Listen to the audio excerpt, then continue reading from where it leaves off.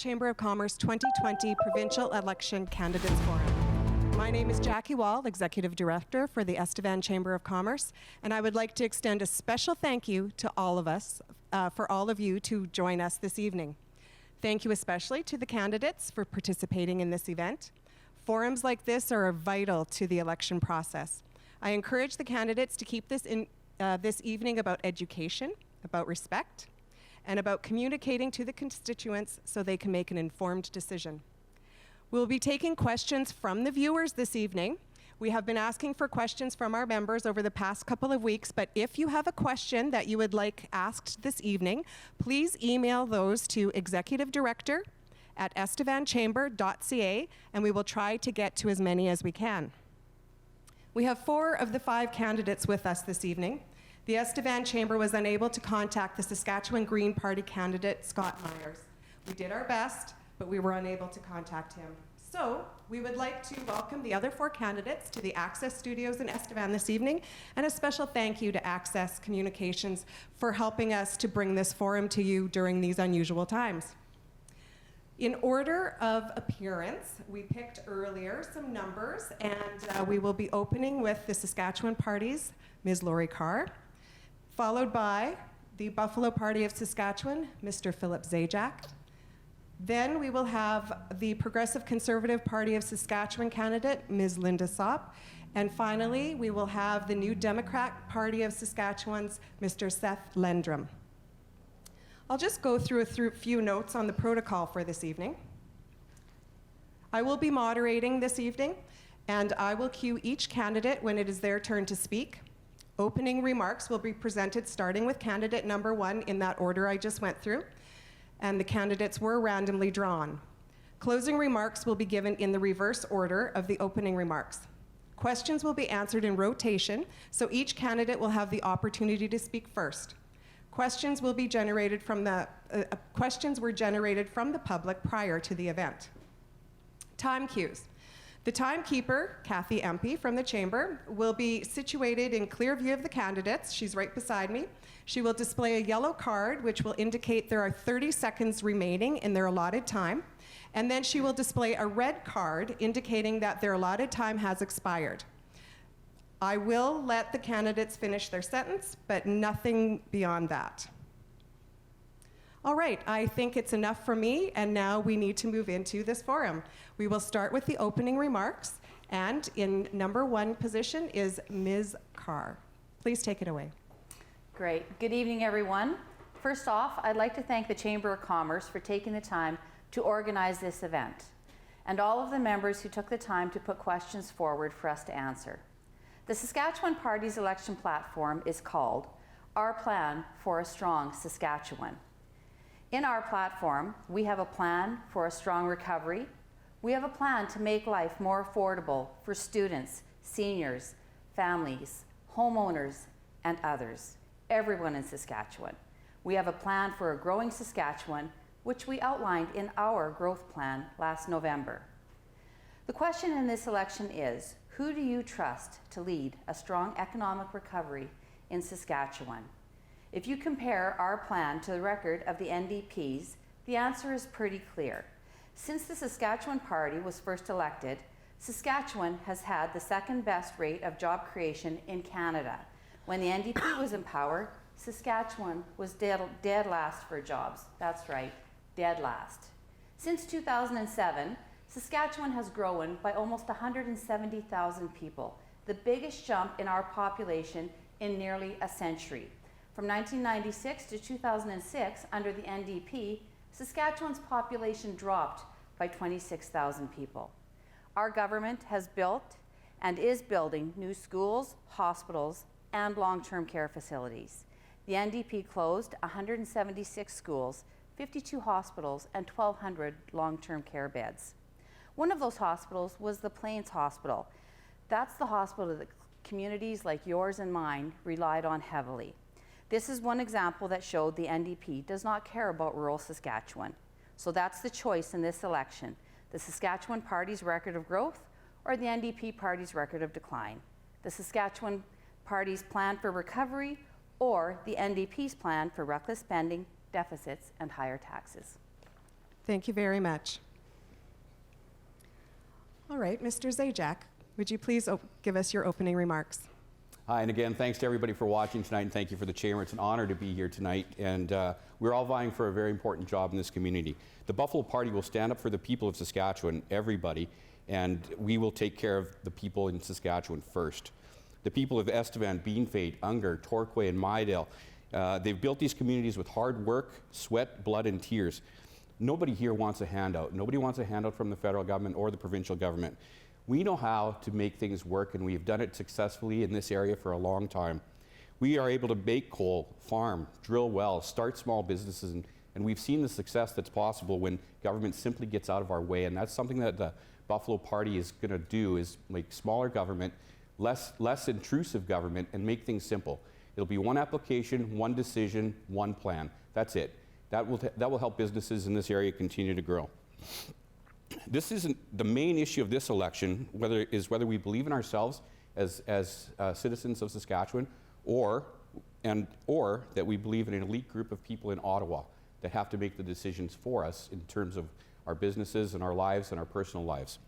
The Buffalo Party will stand up for every single person's rights, their individual positions in government and in small business. Do you know that with a massive shutdown that we felt over here in the southeast corner, the attack against coal-fired power plants that is continuing to happen, whether it's the United Nations or Ottawa or any other government that wants to stop our coal-fired power plants, we have a plan to keep all those power plants running, give good-paying jobs to Saskatchewan residents, and CCS them all. That takes away the entire green energy's argument about coal-fired power plants when we convert them all to zero emissions. And again, folks, we'll keep Cornac open too. It's not just for one community, it's for all of Saskatchewan. I will do a good job to fight for you in the legislature every day, and that's my job, is to legislate, bring the views of our community to the legislature every day. Thank you very much. Ms. Sopp, your opening remarks. Hi, my name is Linda Sopp. I was born and raised in Estevan. I've decided that I wanted to run for the Progressive Conservatives to help our community, to help the southeast corner. I've seen Estevan in its good times and bad times, and this is the worst I've ever seen this area ever. I've seen 2 hotels being torn down in less than a year. The Derrick Hotel, that was my first job, and it was heartbreaking to see it being torn, or to see it being torn down. And I want to help everyone, like with the coal, because we have clean energy with the coal, and the oil back up to where it once used to be, because we are a oil community, and it's heartbreaking seeing people selling off their equipment, laying people off, businesses closing, and just because of what's been going on with the COVID and stuff. I want to be your voice, and I am a strong person, and I know it can be here, and I'm here to help. Thank you. Thank you very much. Mr. Lendrum, your opening remarks. Good evening, everyone. My name is Seth Lendrum. I am the New Democrat candidate. I'd like to thank everyone for joining us today, and I'd like to thank the organizers for putting this on. We've been through a lot these last couple months with the COVID pandemic. In these challenging times, the Saskatchewan people have stepped up to keep each other safe and help each other out. But even before the pandemic, life was getting harder as our province faced a recession. As I've been out talking to people, the one thing I've consistently heard is that more and more jobs are being cut, which is making them uneasy. As we've faced years of cuts, families are feeling stretched and stressed. They're worried about how to pay the bills, and they're worried about what 4 more years of cuts will do to them. Now's not the time for more cuts. That's not the right approach.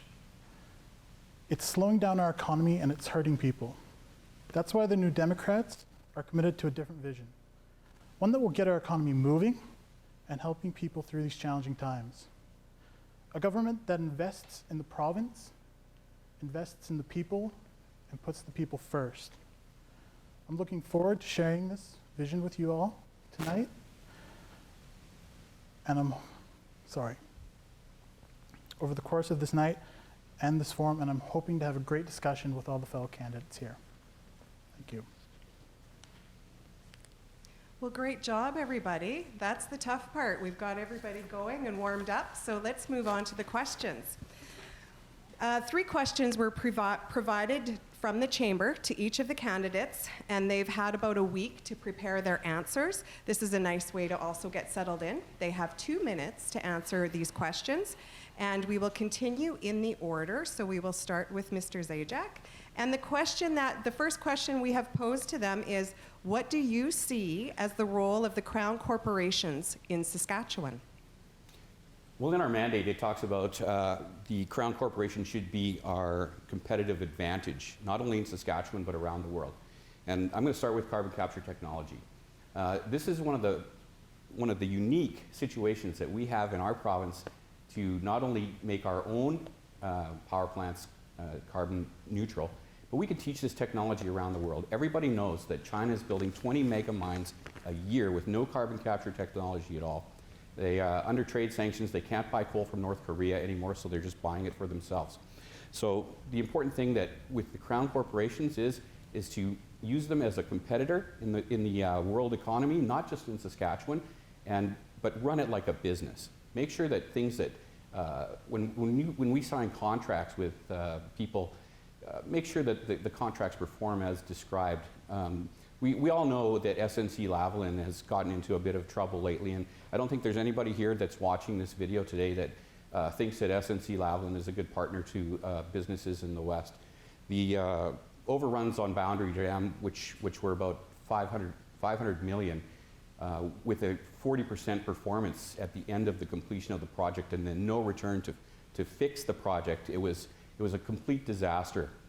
So any of us that are watching today that have ever owned their own business, currently own a business, if you had a contractor that you used who didn't take good care of you while you're doing business, would you offer them more contracts? Sask Party has given SNC-Lavalin $768 million of contracts.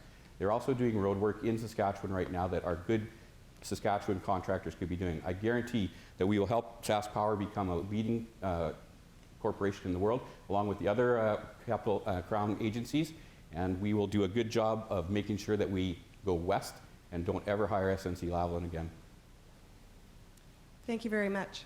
Ms. Sopp, what do you see as the role of the Crown corporations in Saskatchewan?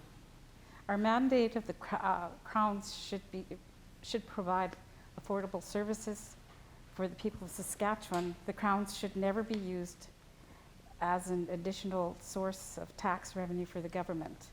We believe the Crowns can be strengthened through partnership, public and private sectors.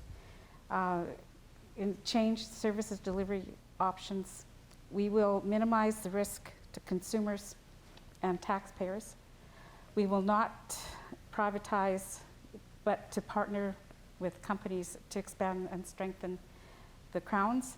And any significant decisions to privatize the Crowns will have to be passed by a referendum by the citizens of Saskatchewan. Thank you very much. And Mr. Lendrum, what do you see as the role of the Crown corporations in Saskatchewan? Our Crowns are an important part of Saskatchewan's history, economy, and future. They belong to the people. Keeping Crowns public is about keeping services families can rely on, affordable. From powering our houses to the telephone lines so that we can stay connected with our loved ones, even affordable transport so we can be where we need to be. But Scott Moe and the Sask Party have a plan to break up and sell off our publicly owned Crowns. It's a plan, I believe, that will hurt Estevan families. It will mean higher bills for working families, fewer services for them, and bigger payouts. We know that the Sask Party has broken their promises to keep the Crowns public before, like when they sold off the STC. This severely hurt seniors in the community, making it harder for them to get to medical appointments.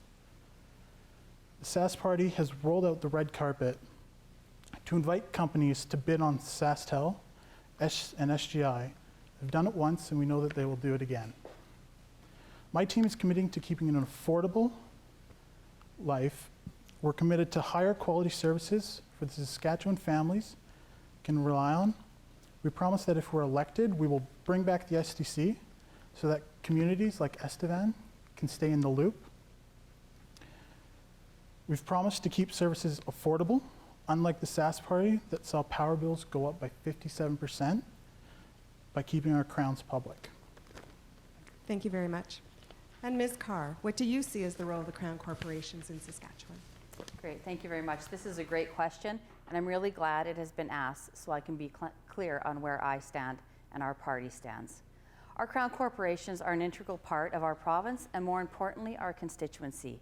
I see them as providing services to people of our province, and not only do they provide services, they provide employment for people right across the province as well as this constituency. As we are all aware, we have several Crown corporations, and they provide these products and services that we all use on a daily basis. SaskTel, SaskPower, Sask Energy, just to name the top three. And I see the roles of these to be able to provide dependable, reliable, and affordable services. It is also important to point out that my Saskatchewan Party government has shown that it is supportive of our Crown Corporation and has stated publicly that they will continue to support them in the future. Thank you. Thank you very much. Excellent. All right, we'll move on to the next question, and we'll be starting with Ms. Sopp this time. The question is, Estevan has a wealth of natural resources, skilled labor, and technological innovations. What do you see as the best opportunities to move our community forward and rejuvenate our economy?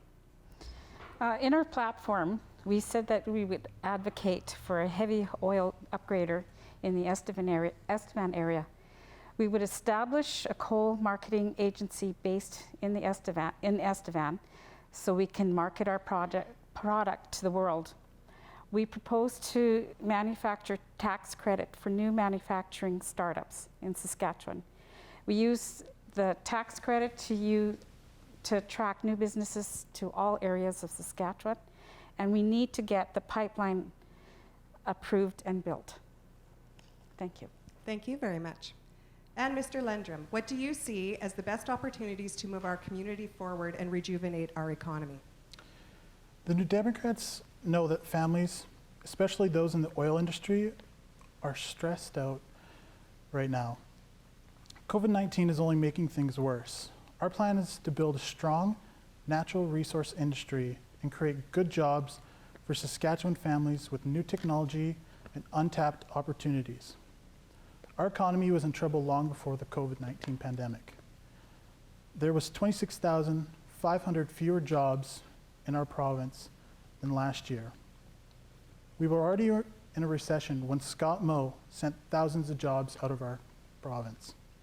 He handed out billion-dollar contracts to American and Quebec companies for all our biggest infrastructure projects. And when we had asked him about this, he said, "That's new to me." That's how little interest he has in working families. He's failed to put forward a Saskatchewan plan to reduce emissions, sticking us with Trudeau's carbon tax plan. Where Scott Moe is satisfied with the status quo, we're ready to tackle challenges. We're not going to leave the oil communities behind. We know that oil and gas is an important industry in our economy, but we also know we need innovative solutions to meet the energy challenges ahead of us. First thing we'll do is hire local workers to build our infrastructure. Then we'll put people to work with the skills they already have to take advantage of new technologies and incredibly untapped opportunities in renewable energy. We will expand our geothermal, solar, and wind power programs to provide new opportunities for those who have lost work in the oil and gas sector, and we will make a plan to reduce emissions while keeping life affordable in Saskatchewan. Thank you very much. Ms. Carr, what do you see as the best opportunities to move our community forward and rejuvenate our economy? Thank you. Diversification, economic development, and keeping our existing industries in place. Our community has been handed some drastic blows over the past few years. Between market conditions and federally imposed regulations, it has made for some very challenging times. But as stated in the question, we do have natural resources, skilled labor, and technological innovations. What we also have is additional funding that has been provided by the Saskatchewan Party government to allow our community and area to be able to really dig their teeth into economic development and diversification. I've already seen some great projects being put forward. Our government has been working with the City of Estevan and individual companies to try and bring new businesses to the area. I would love to get into more details about these projects, but that would be something for the proponent to announce. So without getting into specifics, I have no doubt that we will see new businesses with good jobs for our communities. From a provincial level, our government has several incentives in place for different types of businesses to encourage economic development in our province.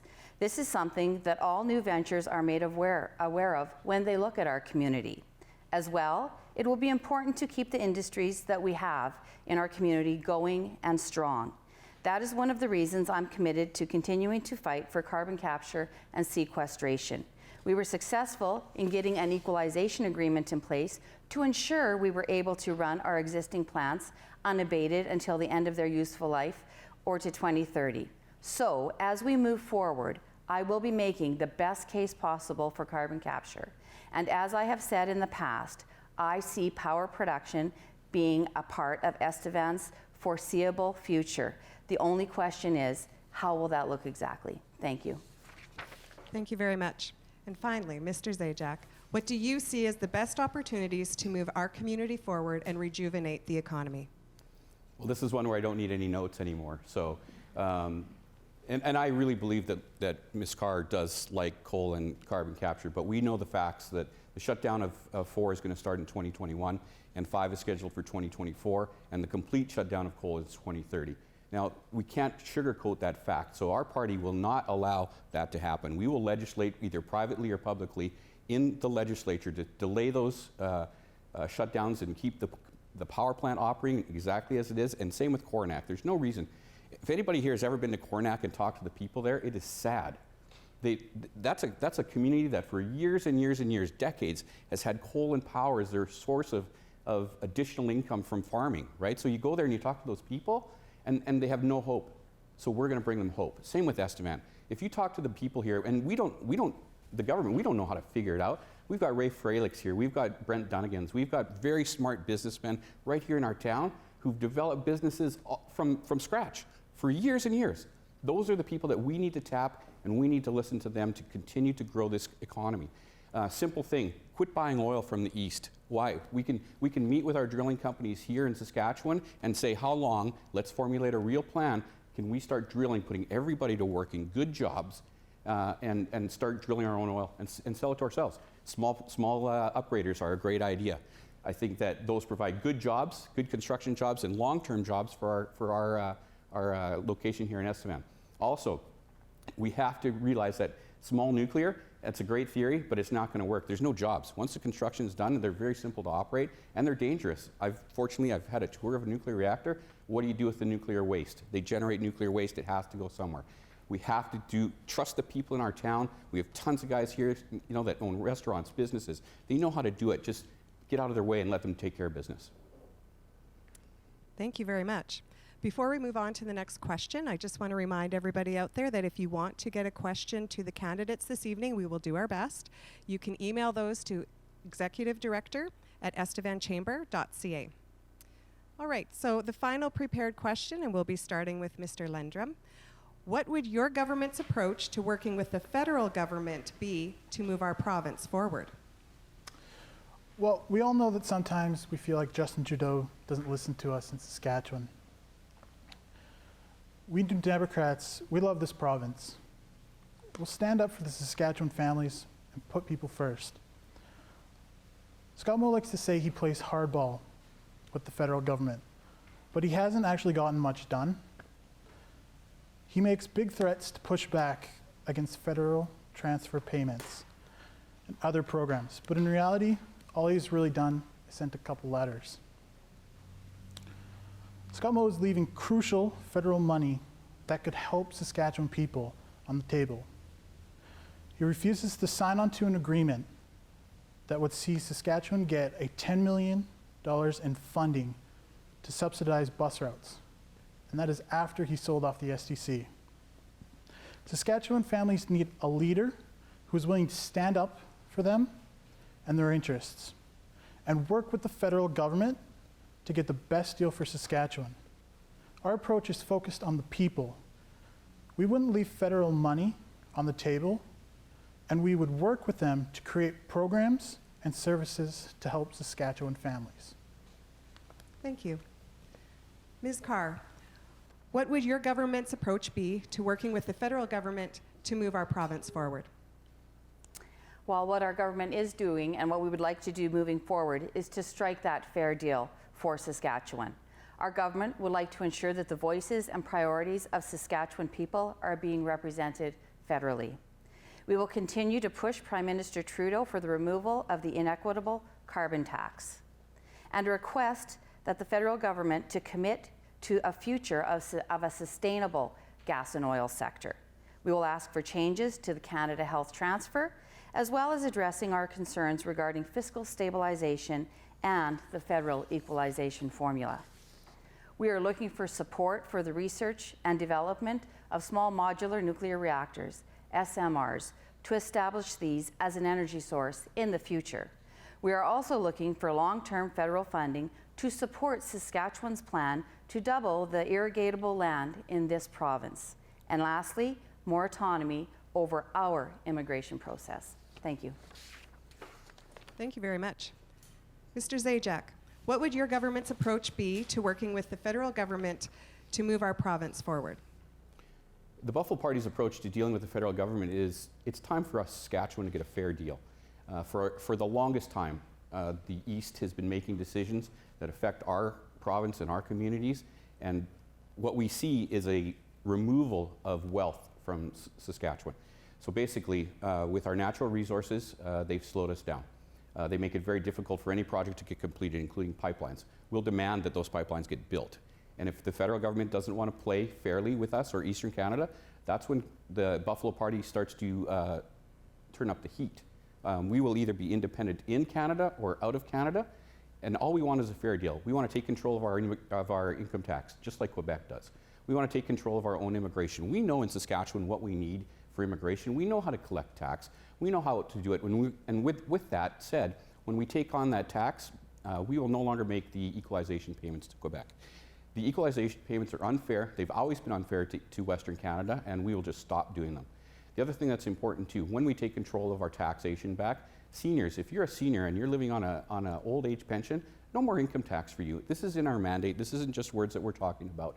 You will no longer pay any more income tax. Also, if you are a senior and you decide that you want to go and take a job, you want to work at Walmart to make some extra money, well, you'll have a card and you won't pay any tax. You keep your money. So the extra little $100 here, $100 there, this is real money that will affect every senior every day. So what we do here in Estevan is, again, rely on our people. The people of Estevan here know how to run businesses. They know how to make it through hard times. They've done it before. This isn't the first oil downturn that this community has faced, and coal has been here longer than oil. So let's just get out of their way, let's do business and keep rolling. Remember, one application, one decision, done. Thank you very much. And finally, Ms. Sopp, what would your government's approach to working with the federal government be to move our province forward? We need to have an open dialogue with the federal government so we can discuss disputes and enter into partnerships and for infrastructure and pursue trades opportunities abroad. We need to be able to have the East listen to the West and have our communities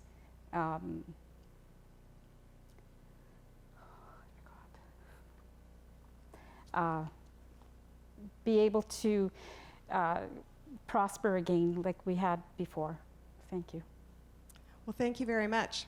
That concludes our opening remarks and also the prepared questions.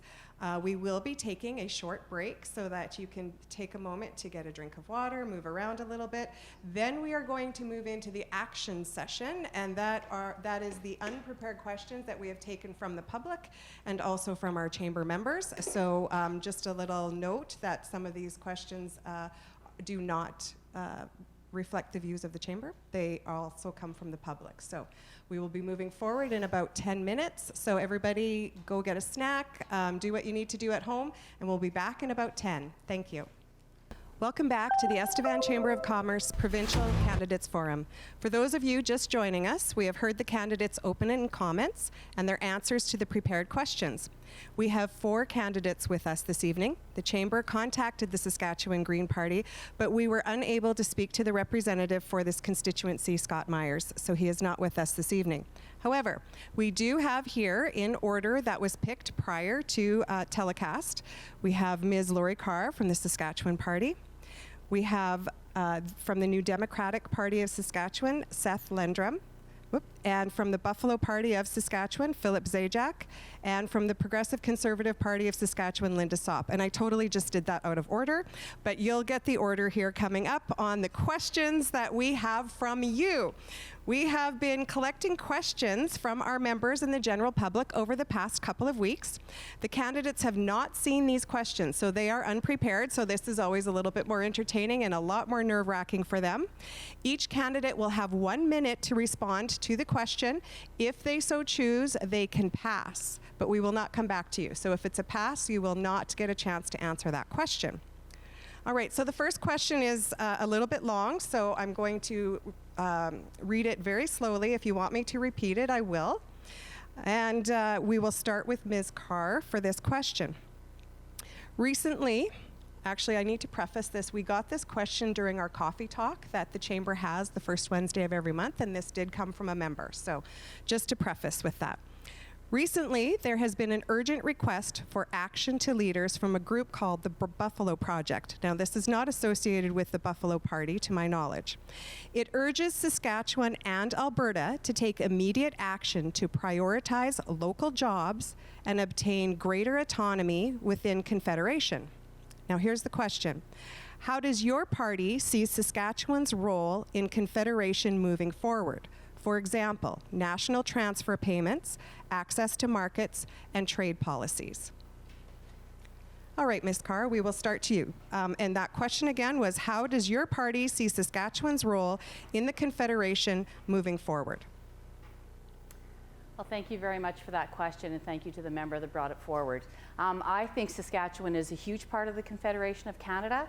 I think the way our Confederation was set up over 100 years ago is the way it should be moving forward. Having said that, we do need more fairness, as I talked about in, I believe it was question number 3, and how we are treated from the federal government with regards to equalization and getting a more fair deal for the people of Saskatchewan.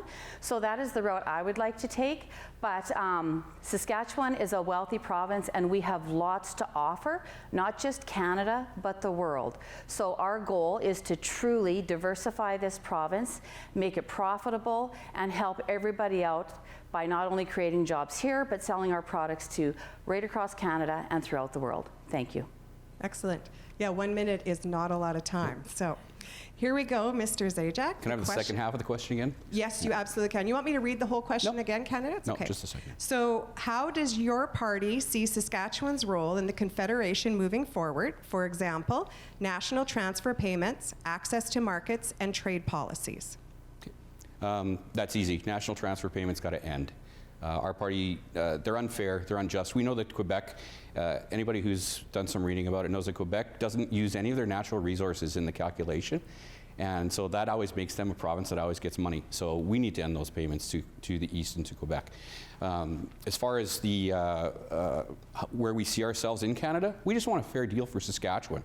Saskatchewan does have a wealth of resources and farming and all these different technologies that we have right here, but we have to take full advantage of them. And what we need to do is put Sask first, put SAS people to work first, and by doing that, we'll have a stronger economy, and all of the people will succeed here. There's no reason why Saskatchewan can't be the wealthiest place to live in the world, but we just have to turn on the valves. If we don't sell oil, farming, and all that stuff around the world, there's no way that the federal government will ever be able to pay off the deficit. So we will be independent in Canada or out of Canada. We just want a fair deal for Saskatchewan. Thank you very much. Ms. Sopp, would you like me to read the entire question again? That's okay, thank you. That's okay. I'll just read the last part. How does your party see Saskatchewan's role in the Confederation moving forward? Well, first off, we are very rich in the forestry, the coal, oil.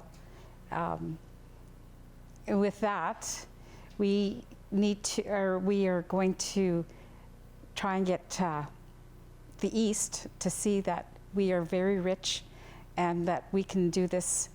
And if we need to, we can or not send our payments to them like every. I'm sorry, I'm just That's new okay. at this. And, That's okay, you're doing just fine. Just take a breath. sorry about that. I would like to see us prosper more than what we are doing. Thank you. This is probably the toughest question, so you did great. Thank you. All right, Mr. Lendrum, you want the full question or just the last part? Just the last part, please. Okay. How does your party see Saskatchewan's role in the Confederation moving forward? The thing is, Saskatchewan has an abundance of resources, and we as a province need to move forward. Oil and gas is an important industry, but we need to look more at our geothermal and our wind and our solar. I believe that is the future. My party believes that's the future, and that is the way in which we should probably move. Thank you. Okay, excellent. Thank you very much. All right, so that's the first one. That's under your belts. Great job, everybody. All right, the next question. This was another one that came in this afternoon, actually, and we'll start with Mr. Zajac. Estevan has been on tenterhooks for the last several years regarding the future of coal mines and coal-powered generation. It affects almost every aspect of the local economy, from jobs to real estate and retail sales. Simply put, what is your stance on the future of coal-fired power generation? This is my favorite question. Coal-fired power generation should be around for generations. There are these jobs that we will create. You want to talk about job creation? You talk about jobs that on a retrofitted Unit 4, start there. Those are good paying jobs that every person around, we're going to hire people in Saskatchewan to do those first. And then we don't have to buy power from Montana or Manitoba anymore. We can start to sell power to other places and be a leader again. If anybody's looked on SAS Jobs lately, even with retraining, there's no $100,000 a year jobs on SAS Jobs, folks. We have good paying jobs at the mine. We have good paying jobs at power. These are people that we care about in our communities, and there's nobody that's watching this today that doesn't know someone that works there. I don't want to see those people have to move because there's no good paying jobs here. You can't support a family of 5 on $20 an hour. So we need to fight hard every day to keep power alive and keep going in this community. We know we have the technology. We have carbon capture that's working. We know carbon capture is cheaper to rebuild now, and we're going to keep doing it. Thank you very much. And Ms. Sopp, what is your stance on the future of coal-fired power generation? Well, it's a shame that they're thinking of having the coal shut down completely by 2030. When that comes, and they want us to run off of natural gas. And with the price of natural gas, and it's going up, and with the price of it, could you imagine what the gas bills will be like when we have no coal to keep our houses warm? Like, look how cold our winters are. You get minus 30, minus 40, minus 50 weather, and your furnaces are running. Coal is the only thing that'll keep them going. Thank you. Thank you. And Mr. Lendrum, what is your stance on the future of coal-powered fire generation? Coal power, as of right now, is a good thing, but I do believe we need to wean ourselves off of it. Geothermal is a very big part of Estevan. There is a huge opportunity for us to build upon that. I believe we can retrain people so that they will be able to work in a geothermal area, which will bring more jobs into Estevan. Thank you. Thank you very much. And finally, Ms. Carr, what is your stance on the future of coal-fired power generation? Well, I would like to see coal-fired generation here for years to come, unlike the NDP, who would like to see it stay in the ground and lose those good paying jobs for this community. So first and foremost, your Saskatchewan Party government has secured that equivalency agreement with the federal government to ensure that we are able to continue to burn coal unabated until the end of life or 2030. This is why we are still able to burn coal today, or the federal governments would have forced us to close some of those units down by now. So this does not help us with the federally imposed rules that are being put on this province. As we move forward, my first choice is power production in Estevan is coal-fired production with carbon capture and sequestration. And as our government moves forward, I will continue to look for accountability when decisions are being made as to what type of power production we will be moving forward with in this community. But coal is my first choice. Thank you very much. All right, Ms. Sopp, we'll be starting with you on this next question, and it has a little bit of a preface to it, so I'll go through that very slowly. The COVID-19 pandemic and the ensuing economic disruption is caused accelerated and intensified larger trends that were already taking place, most notably the trend toward a digital or intangibles economy.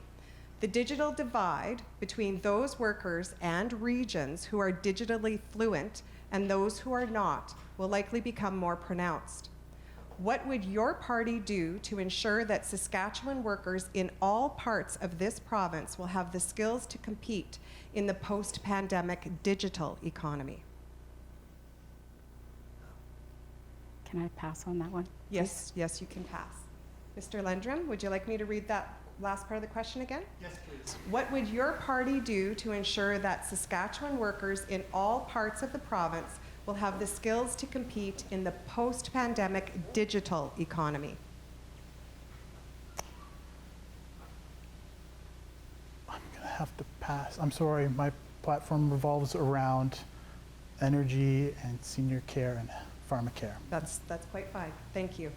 All right, Ms. Carr, what would your party do to ensure that Saskatchewan workers in all parts of the province will have the skills to compete in the post-pandemic digital economy? Great, thank you very much for that question. And it really is an important question, you know, whether COVID had hit or not. Through the University of Saskatchewan and the University of Regina, we have an institution called Innovation Saskatchewan, and that is a great facility that does exactly exactly what we're talking about right here, is it takes people of all ages and it puts them in an environment where they learn how to do things more digitally and more remote. But at the same time, they're able to find jobs and put people to work in our communities. So I think it's a win-win for everybody to be able to expand this side of our economy, the digital side of our economy, while still keeping those jobs in our communities and those doors for people to be able to walk into. I think some of our retailers have found a new way to market the stuff that they have through COVID-19, and now they can just be stronger at the end of it when we're all back running normally again. Thank you. Thank you. And Mr. Zajac, what would your party do to ensure that Saskatchewan workers in all parts of the province will have the skills to compete in the post-pandemic digital economy? Well, first of all, I think many of us around in this community believe that the post-pandemic economy may never happen as long as the Liberal government is in power. What it's done is it has forced small businesses in our town to have to shut down. There was not one case of COVID for the longest time in Estevan, all through the main part of the pandemic, and we had to close our doors. Okay, so and that's great that there is digital opportunities for education, and we know that that's available through the universities. But for people in Estevan, what is that going to do for us, for your jobs? If you've been a control panel operator making $100,000 a year at the mine, what are you going to do in the digital world at 50 years old? It's not practical. It's not a real job. And this is where the common sense of what are we going to do to retrain people? There's nothing to retrain. We're in the midst of a pandemic. Economies are suffering. Let's not make drastic changes like closing the coal plant and closing the power plants. Keep those jobs, the good jobs that we have, and and forget about this pandemic. We should have never shut down a business in Estevan. It was a bad mistake and it hurt our economy. Thank you very much. Mr. Lendrum, this question is first to you. Research undertaken by the Saskatchewan Chamber of Commerce suggests that the province's tax system is becoming increasingly uncompetitive and not optimized for promoting much-needed business investment. If your party were to form government, what measures will it enact around business tax policy to help spur growth? Well, we don't have any intent on taxing any businesses. We do have a plan for people who make 20 million or more, and this goes against your debt and deficit, that you won't pay additional taxes. But someone who does make 20 million or more in a company, I do believe that we will increase their tax by 1%, bringing in, I believe, it is $100 million. Thank you. Thank you very much. All right, Ms. Carr, what would your party do to ensure, if your party were to form government, what measures will it enact around business tax policy to help spur growth? Well, I think as you've already seen from our platform that one of our platforms is to reduce that corporate tax rate for corporations within the province of Saskatchewan. And that'll do two things. That'll help those employers be able to hire more people to work in the industries, as well as keeping them viable for the future. The NDP is increasing taxes on the people of Saskatchewan. You can't say, I'm only putting 1% wealth tax on people that have a certain amount of assets and not call it a tax. So that would definitely hit the bottom line of all of those people that have wealth in the province of Saskatchewan, the people that employ the people of this province, and it will affect us greatly. And we will not do that. Thank you. Thank you. Mr. Zajac, if your party were to form government, what measures will it enact around business tax policy to help spur growth? Okay, this is one of the ones that I'm going to read actually from our mandate. With Saskatchewan, the province of Saskatchewan taking over all taxation, we will remove the income tax system that's currently in place. We will have a flat tax for individuals of 10%. No more massive agency for calculating taxes, CRA problems that never ending, and this will help people keep their money in Saskatchewan. There will be no PST. We'll replace it with a consumption tax at 11% for all of our tax collection. We'll bring forth legislation for a business tax incentive program. On the first $1 million of taxable income, you have the option to pay 50% tax by choosing to have that sum put into a Sask First grant. This grant will be set up to give future entrepreneurs money and income, and students that are in trades or specified fields a scholarship program that's not available to them now. Or for large-scale infrastructure projects, we'll have extra cash. Again, any resident over 70 years old in Saskatchewan, no income tax.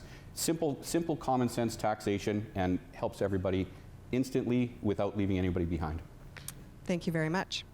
And finally, Ms. Sopp, if your party were to form government, what measures will it enact around business tax policy to help spur growth? Well, first off, we would remove the PST off children's clothing, and then also take off the PST from any used vehicles that were originally bought in Saskatchewan. We would recommend the union recertification legislation. Union members can vote every 4 years to stay in a union or not.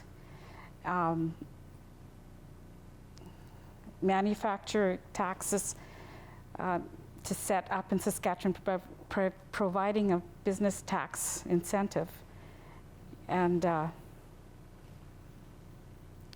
guess that's it. That's it for now. All right, thank you very much. All right, so the next question, we will begin with Ms. Carr.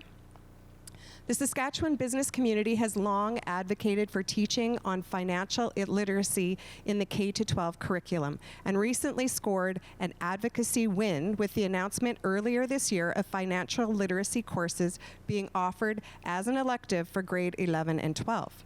Despite this success, gaps around middle school offerings and teaching capacity remain. If your party were to form government, would it build upon these efforts, and if so, how? Okay, well, if I understand the question correctly, we're talking about financial literacy, and right now it is elective for those students to be able to take. And I truly believe that financial literacy should be the foundation for all of our students. So I think moving forward, as we're looking at our education program, as well as doing, you know, all of the basic stuff that we have in our regular curriculum, this is something that should almost be something that all of our students should have to take, so that they understand what a mortgage looks like, what's the difference of, you know, taking $20 cash out or $20 on your credit card. What happens if you don't pay that credit card? It's not just free money that comes your way. And far too many people these days find themselves in situations where they have to go into bankruptcy. And I think having that financial literacy for all students across the province would be something that would be very helpful to help some of that from not happening. Thank you. Thank you very much. Mr. Zajac, if your party were to form government, would it build upon the financial literacy efforts, and if so, how? Well, we agree with that 100%. And in our mandate, we talk about how we need to bring education back to the education system. We need to teach more curriculum and not so much social programming as a standard of reading, writing, history, and math. What we'll do is we'll introduce courses in entrepreneurship, investment, money management, marketing to prepare students for the future, as well as reintroduce funding for home economics and industrial arts programs to ensure the self-sufficiency of our future population. Not everybody is meant to be a banker. Not everybody is meant to be a politician. Not everybody is meant to be a welder. The schools need to give students a chance to be what they want to be, and if we don't offer those programs in those schools, they never have that opportunity. So what we can do is, by creating more diverse educational opportunities for our children, which are our leaders of the future, they'll have more likelihood of success. Thank you very much. Ms. Sopp, if your party were to form government, would it build upon the financial literacy efforts, and if so, how? We would support the students that learn about basic anatomy and biology in the human reproductive system, and that sex education in the elementary level should be the responsibility of the parents or guardians. We would provide teachers with a $500 a year classroom supply budget, and this way it wouldn't be coming out of the teachers' pockets.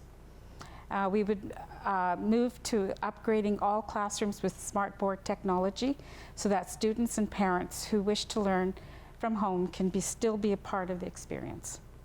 Thank you. Thank you. And Mr. Lendrum, if your party were to form government, would it build upon the financial literacy efforts, and if so, how? Well, I agree that everybody needs to learn what a mortgage is and how to properly spend money.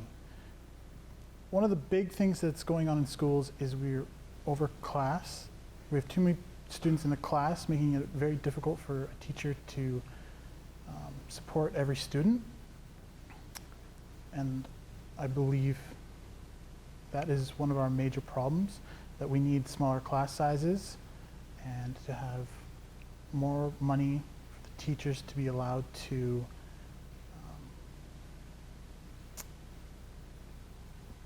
what's the word I'm looking for? My apologies. That's okay. Slipped Sorry. your mind? Thank you. All right, thank you. How are we doing? Do you need a 5-minute break, or can we just keep powering through? Because I'm going to move to questions that I have not seen. They are coming from the viewers, so that's great, everybody out there. I'm so glad you're taking the time to send us some questions. We have quite a few regarding municipalities and the relationship with the province, so I'm going to ask this one, and we are going to start with Mr. Zajac. Oops, sorry. We are on you for the first to answer this question. How will your party ensure municipalities are consulted on decisions that impact municipal infrastructure and operations? We have a great plan for municipalities that we know small town Saskatchewan has a very difficult time with this type of work, whether it's building a bridge or building putting in culverts. Do you know that right now, if you are building a project in Saskatchewan, the municipality is charged tax on the project? That's another Sask Party tax that we all know that they've taxed everything from children's clothing to used cars. And so when we decide in Estevan to build a bridge, if the bridge is $500,000, we pay tax. Our party will end that tax and it'll ease the financial pain on municipalities instantaneously. It's just an unnecessary tax that penalizes small towns that are trying to improve their infrastructure. Thank you.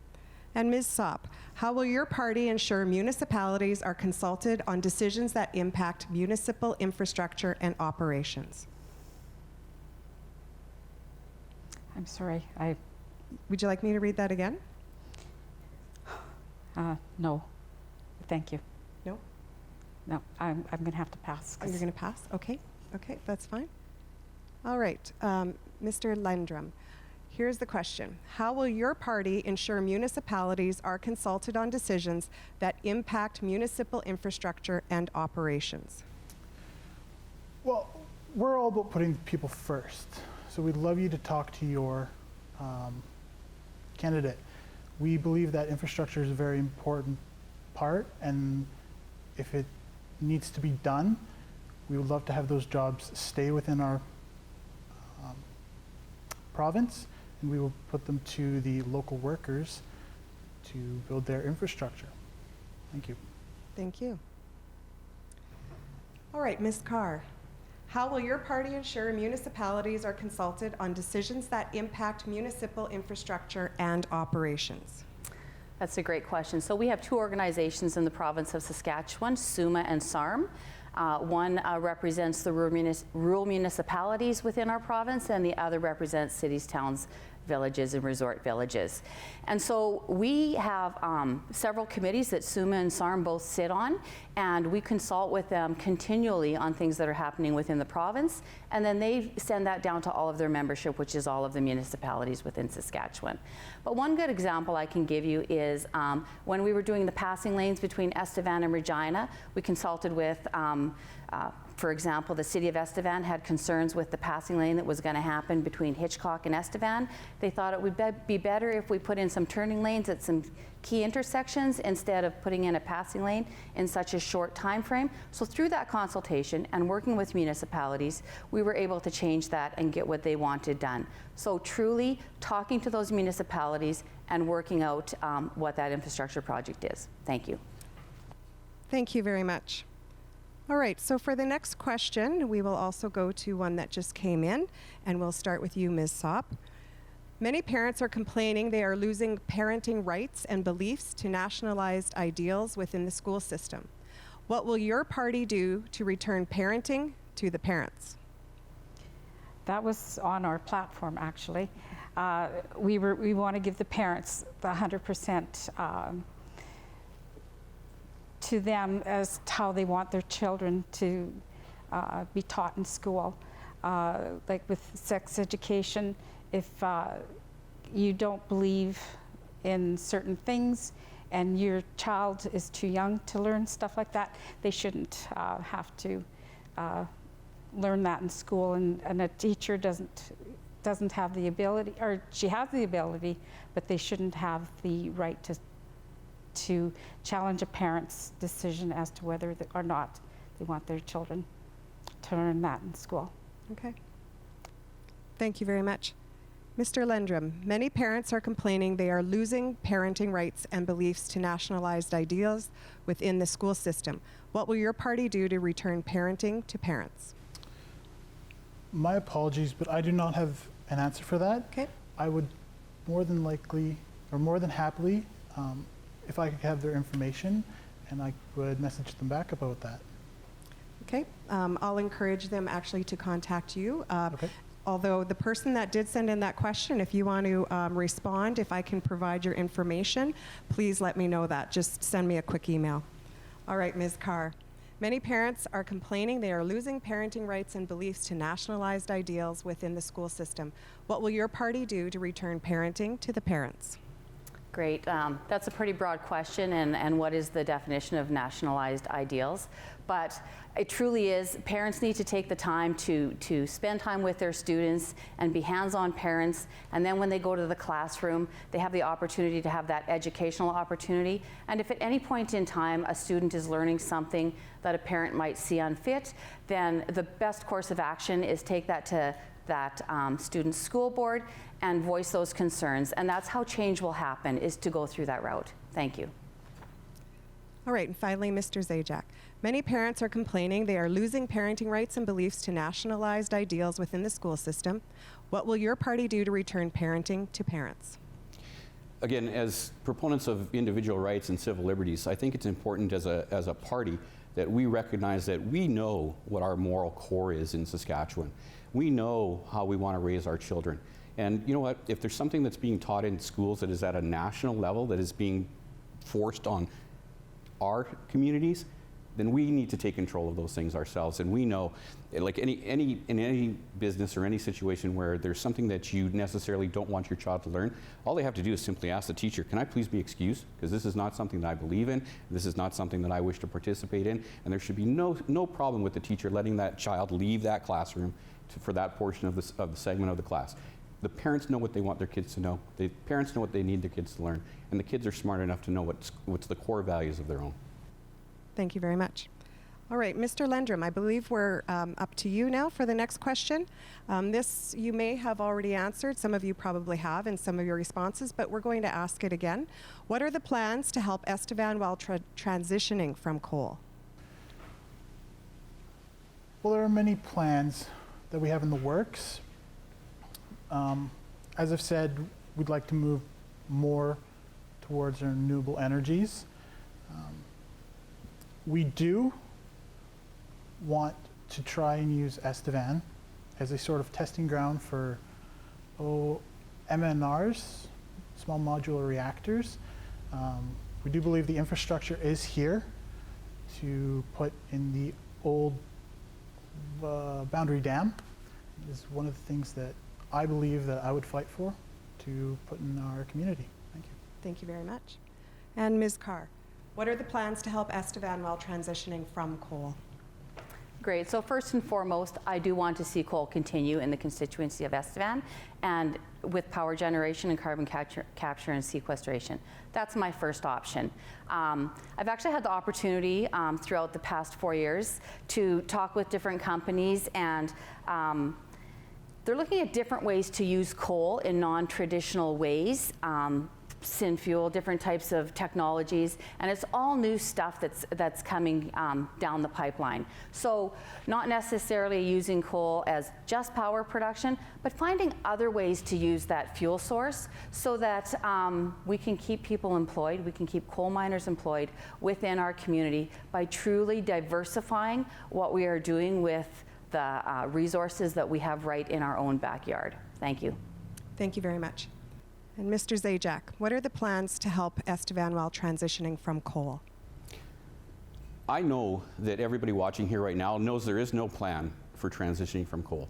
There are no jobs that are going to be equal to the jobs that you currently have today, and you need to tell everybody that there is no plan. There's a certain amount of money that's been given out, a bunch of surveys have been done, and research has been done, but nothing to help anybody get a job similar to what we have today.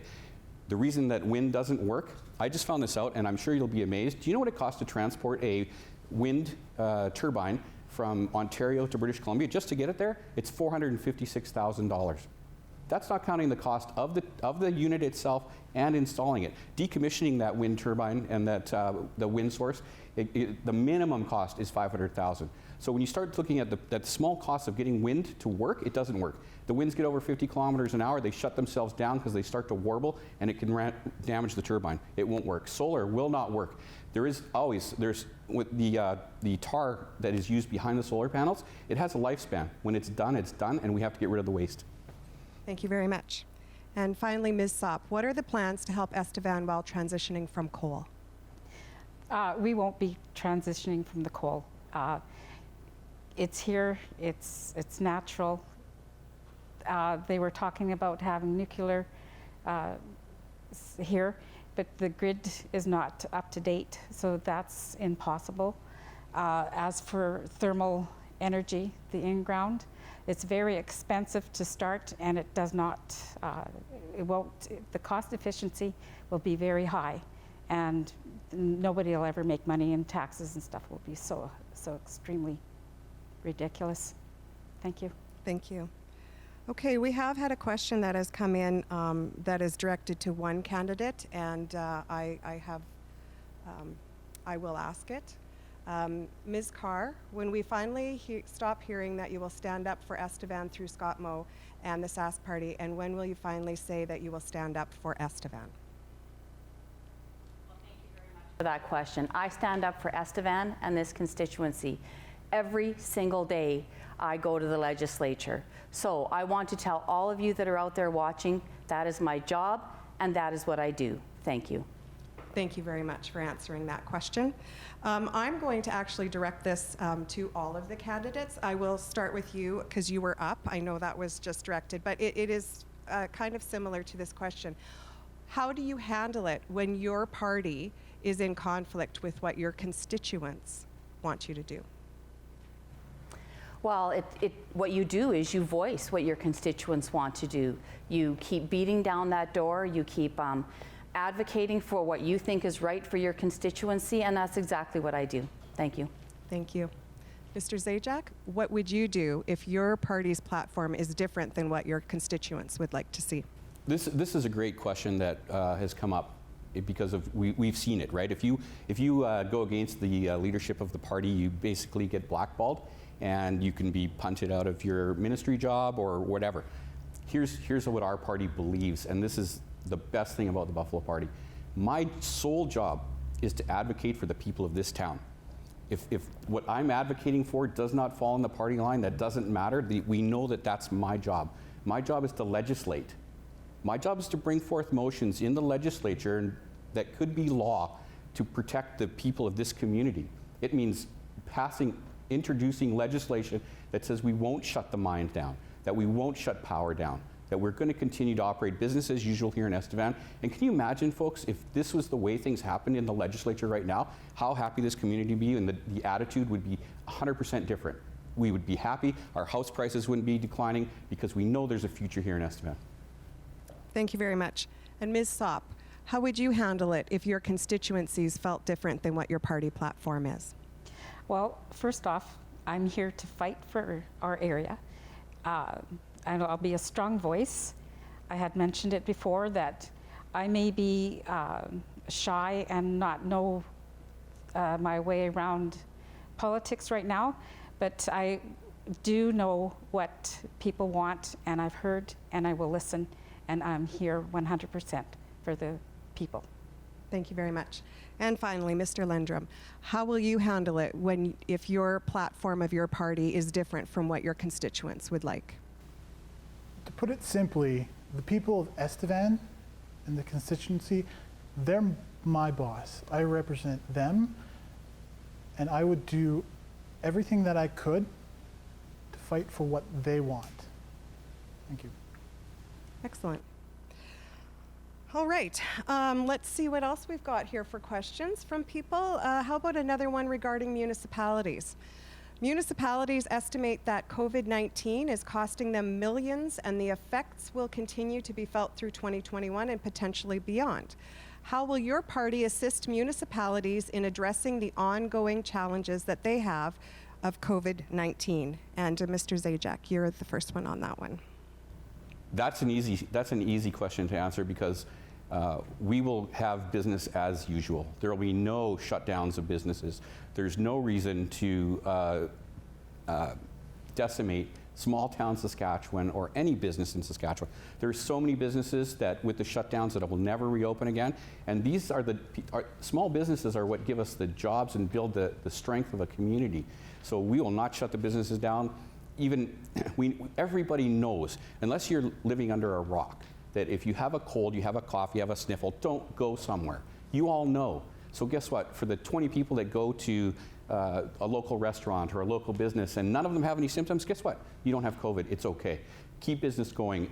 Even the WHO last night, the WHO organization was saying that shutdowns are not the answer. It's not working. It's good for a short-term measure, but never this long. So we would definitely keep business open, do things as usual, and let the municipalities succeed where they've been doing so before. Small business is the key. Thank you very much. Ms. Sopp, municipalities estimate the COVID-19 is costing them millions, and the effects will continue to be felt through 2021 and potentially beyond. How will your party assist municipalities in addressing the ongoing challenges of COVID-19? Well, I wouldn't let businesses shut down. I do believe that there is a great need for people to distance themselves and to keep from getting COVID, but also we need to work, and without jobs you cannot have the economy up and going. Excellent. Mr. Lendrum, let's just skip to the last part of the question. How will your party assist municipalities in addressing the ongoing challenges of COVID-19? Well, the thing is, closing businesses is tough for anyone. Keep on doing what we're doing, keep your physical distancing, wear masks, because whatever protection you can do helps out not just you, but everyone else around you, which means our businesses won't have to close if everyone's sick. Thank you very much. And finally, Ms. Carr, how will your party assist municipalities in addressing the ongoing challenges of COVID-19? Great, thank you for that question. First and foremost, we have been opening businesses back up within the province of Saskatchewan, so as we move forward, just to continue doing that down the path we're going down. When all of this happened and we saw that there was going to be a gap for municipalities, the Saskatchewan Party government introduced a program called the Municipal Economic Enhancement Program. That was $150 million for the municipalities of the province of Saskatchewan. There were a few rules around it, but it was pretty wide-ranging on what those municipalities could do with that money. But basically, it was so they could invest it in their communities, so they could hire contractors, and they could put people back to work within their communities. We also have municipal revenue sharing, which is unconditional. We advanced that and didn't make them wait for their quarterly or monthly payments like they normally would have had. And we also lobbied the federal government to get an additional $67 million specifically for municipalities to be able to invest back into their communities to try to keep them moving forward. Thank you. Excellent. All right, we're getting to the end. Just a couple more questions, maybe just one. We'll see how it goes here. Ms. Sopp, we'll be starting with you this time. Saskatchewan is one of the most trade-dependent provinces in one of the most trade-dependent nations in the world. About 70% of our GDP is trade exposed. While this export-oriented model offers us a tremendous standard of living, it also makes us highly susceptible to events outside of our borders. In light of COVID-19, how would your government manage associated supply chain risks, and what would it do to foster supply chain resiliency? Supply chain risk and supply chain resiliency. I'm not prepared for that one. Not I'm prepared? sorry. All right. Mr. Lendrum, would you like me to read through the whole thing one more time? No, I think I'm You good. got it? Okay. Our plan is simple. We want to strengthen our trades with everyone that we possibly can. Thank you. Thank you very much. Ms. Carr, in light of COVID-19, how would your government manage associated supply chain risks, and what would it do to foster supply chain resiliency? Great, thank you very much. So this was highlighted not only by COVID-19, but by other factors around the world with our supply chain. So Saskatchewan will diversify who our supply chain is. We have trade missions happening all the time throughout the world. We're setting up trade centers to try and get other countries to start doing business with Saskatchewan and with Saskatchewan companies to ensure that if there are differences within that country and that supply chain is cut off, that we have other customers that we are able to go to at that point in time. So truly it's building those relationships with those people that are going to buy those products from the province of Saskatchewan and keeping those relationships healthy so that when things that are outside of our control, we can move to the next country or province or dominion or whatever it is that we're dealing with and continue to do business for the province of Saskatchewan and all of the producers that work here. Excellent. All right, and finally, Mr. Zajac.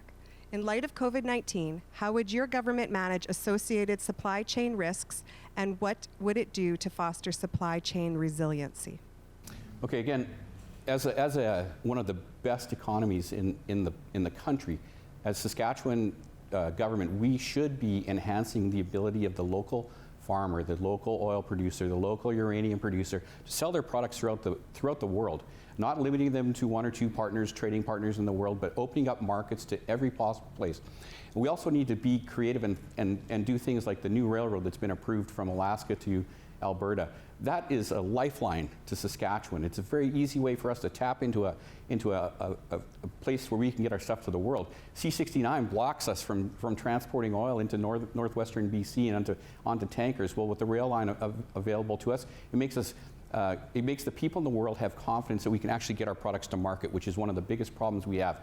We have people that would gladly buy our products, but with our train problems and delivery problems and getting our oil across the country and getting our grains and wheats out, they know it's a problem, and that's part of the reason we have a difficult time trading in the world.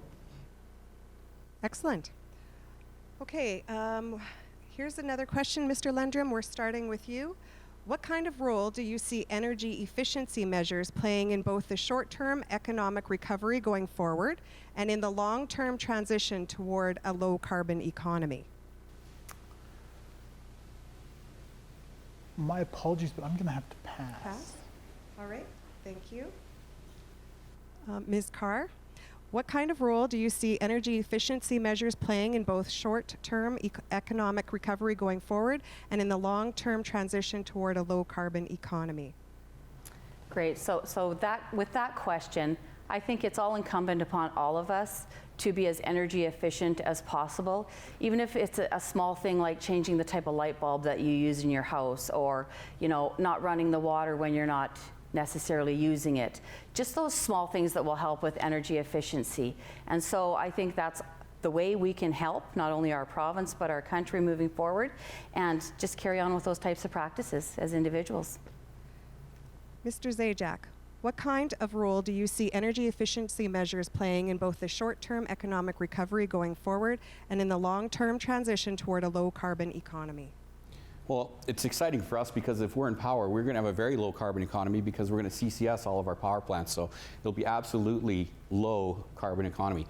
Everybody's concerned about saving energy. I mean, as a parent, I walk around the house flipping lights off behind my child, which flips every light in the upstairs on. And we all do our part, and it's a small thing, and that's what we're talking about here, small things. However, if you look at Ontario right now, and you see the people who are living on non-coal-fired power plants in one of the largest provinces in the country, since they've quit using coal-fired power plants, they have had to pay an extra $9.2 billion in energy bills. That's something that we forget, something that in the bigger cities they forget, that we provide over 50% of the energy for or power for all of Saskatchewan. So listen, this is a very cost-effective, low impact on personal family budgets, the way to keep empowering your house. And Ms. Sopp, what kind of role do you see energy efficiency measures playing in both short-term and long-term recovery going forward to transition toward a low-carbon economy? We've given incentive to people for their homes to lower their energy bills and make sure that their homes were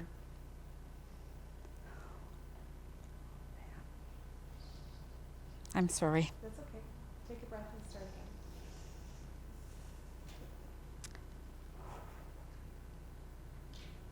Okay, we would make sure that every home had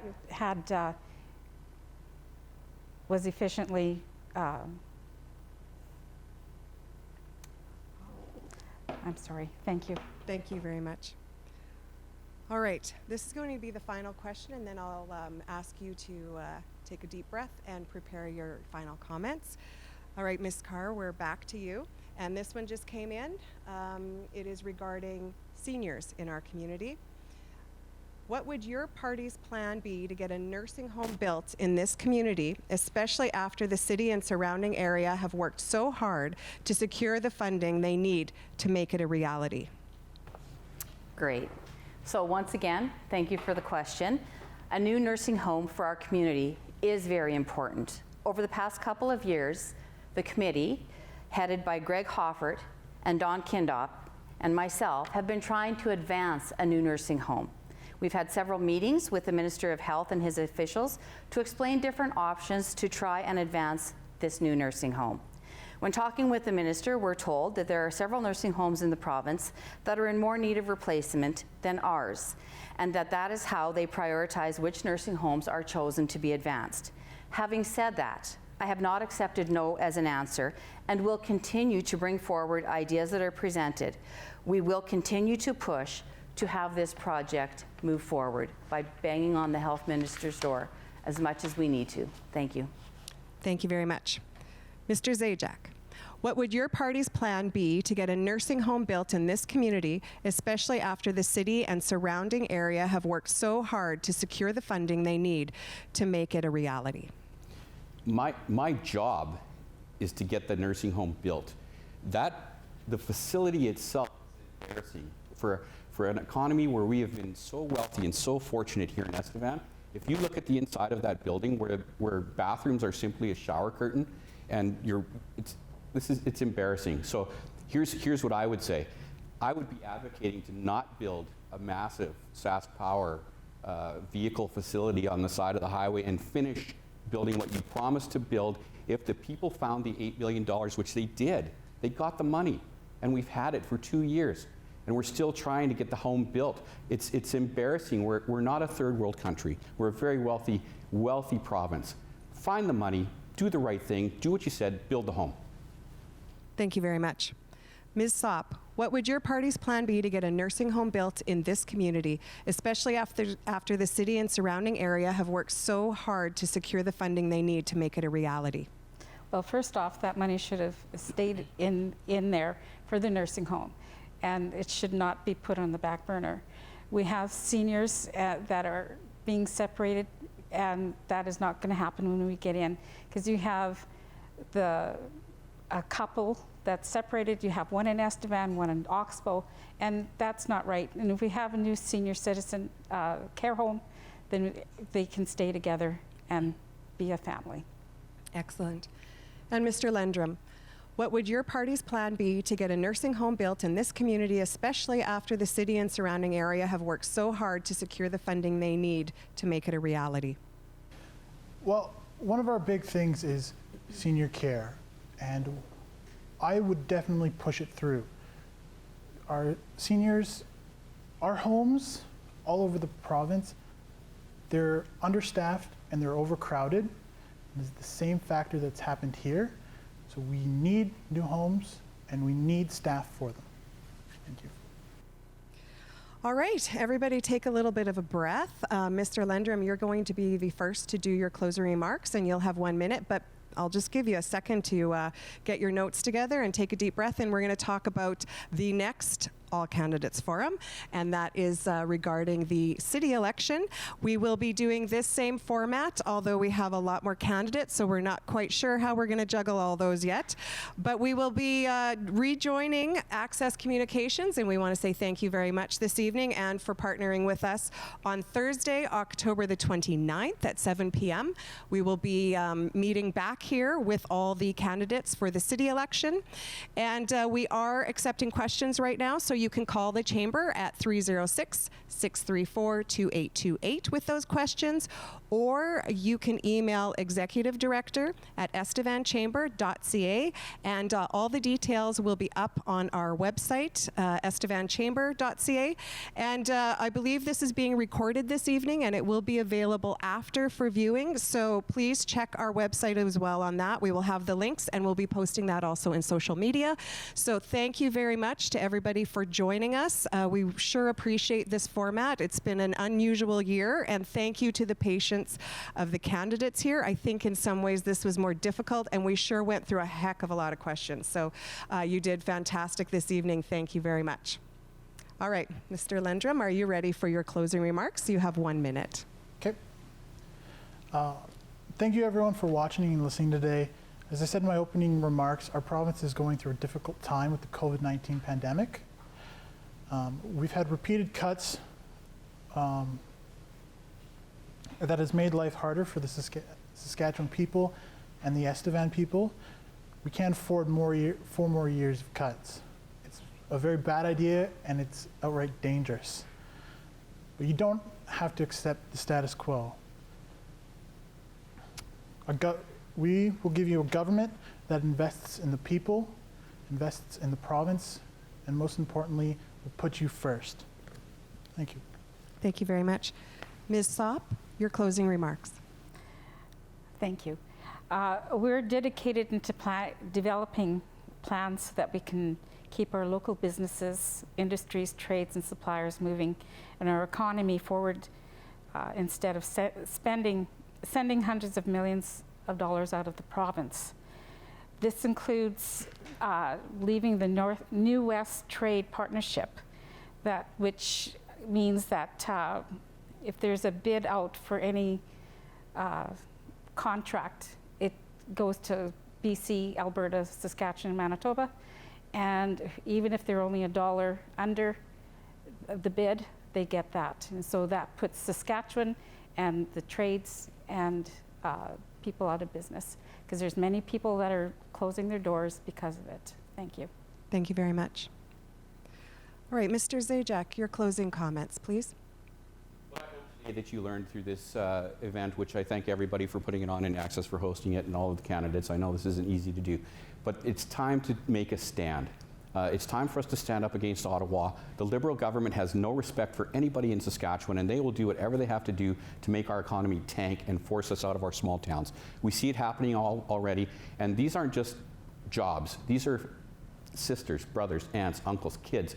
You know, when you talk about 200 jobs at a power plant, it's not 200 jobs. It's families, and those are people that we want to stay here. It's important to understand that my job for you is to fight every day in the legislature and prevent things from happening. We can't let a small elite group of people make decisions for us when we absolutely know what to do. I know how to tie my shoes. I don't need a federal provincial government to tell me how to tie my shoes. We know how to do it.